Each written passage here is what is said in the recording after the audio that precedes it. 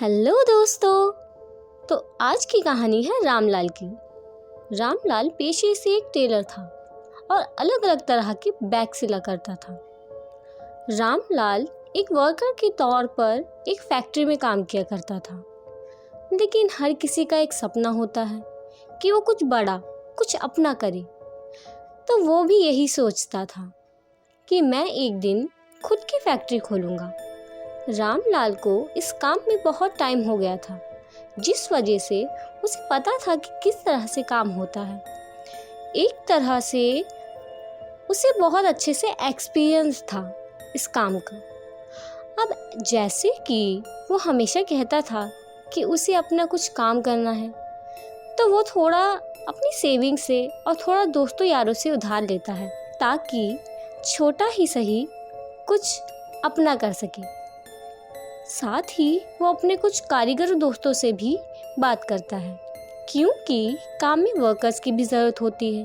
अब रामलाल को मिलाकर ये लगभग 6 लोग थे, क्योंकि जाहिर है काम करने के लिए जगह की भी ज़रूरत होती है, तो बस जगह ढूंढने लगते हैं। अब कम बजट के कारण कोई सही जगह उन्हें मिल नहीं रही थी, लेकिन वो कहते हैं ना, ढूंढने से तो भगवान भी मिल जाता है।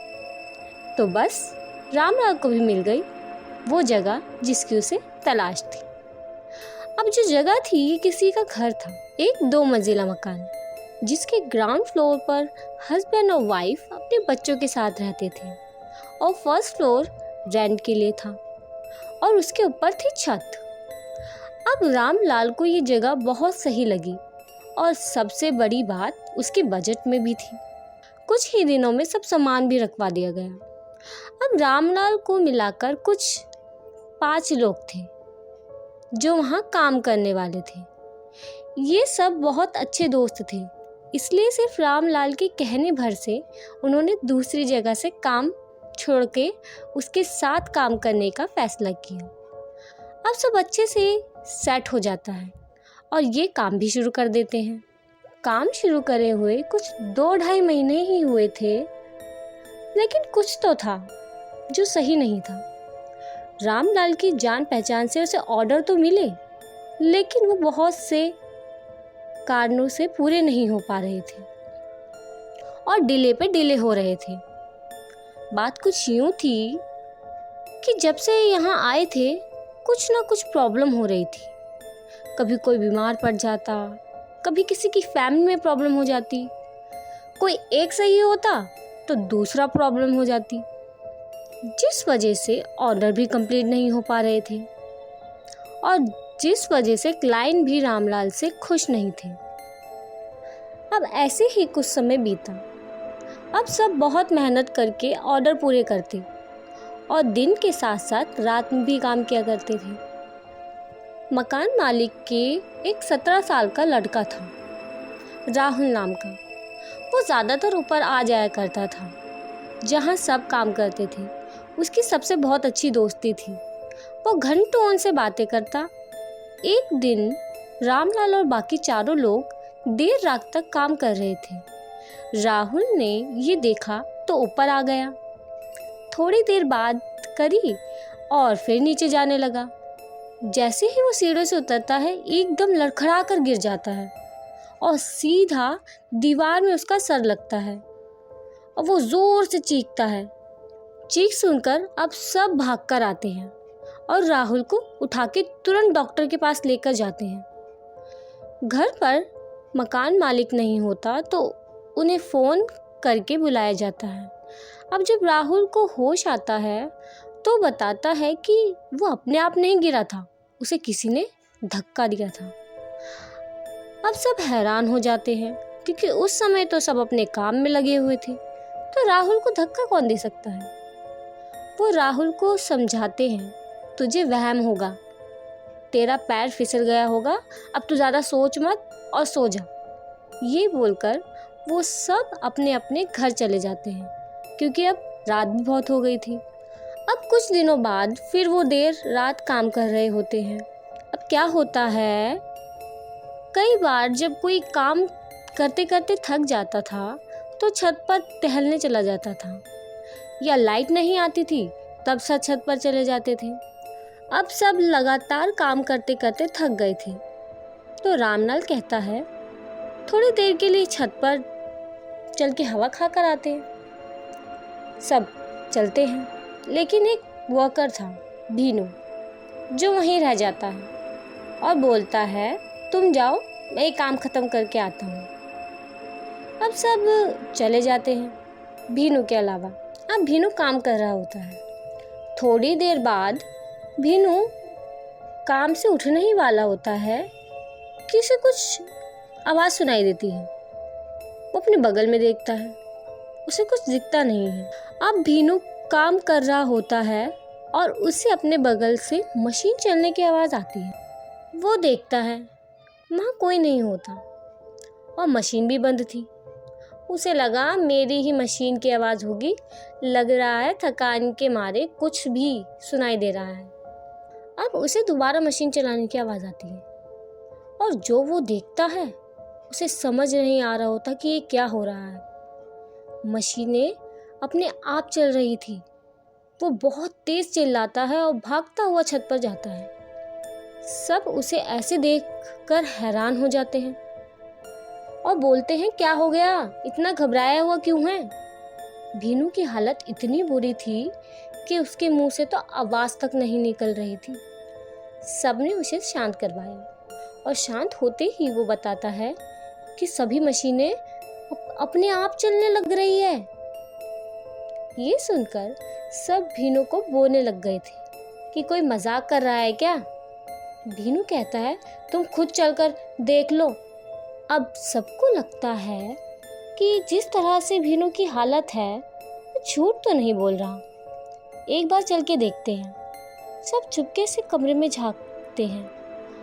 वहाँ सब नॉर्मल था, मशीनें भी बंद थी। ये देखकर रामलाल बोलता है कि लगता है भीनू तो ज़्यादा थक गया है, नींद के मारे कुछ भी सोच रहा है।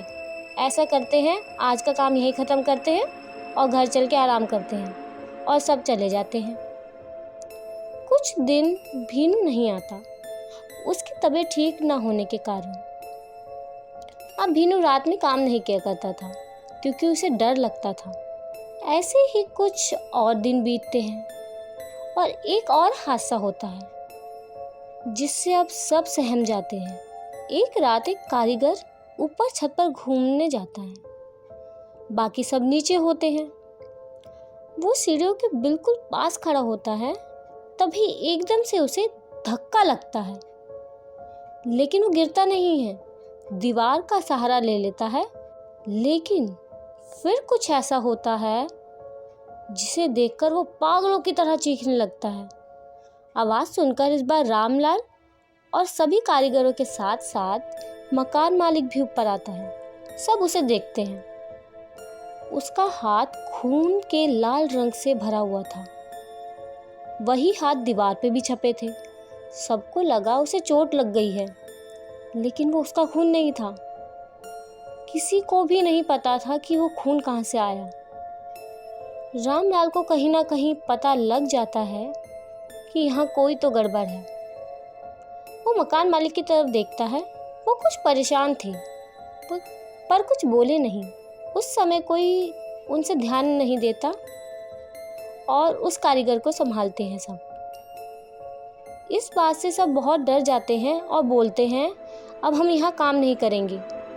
रामलाल भी यही चाहता था, लेकिन उसे सबसे पहले पता लगाना था कि माजरा क्या है। वो मकान मालिक से बोलता है कि आपके घर में कुछ तो है, आप एक बार इसे दिखा लो। मकान मालिक भी हामी भरता है और एक तांत्रिक से बात करता है।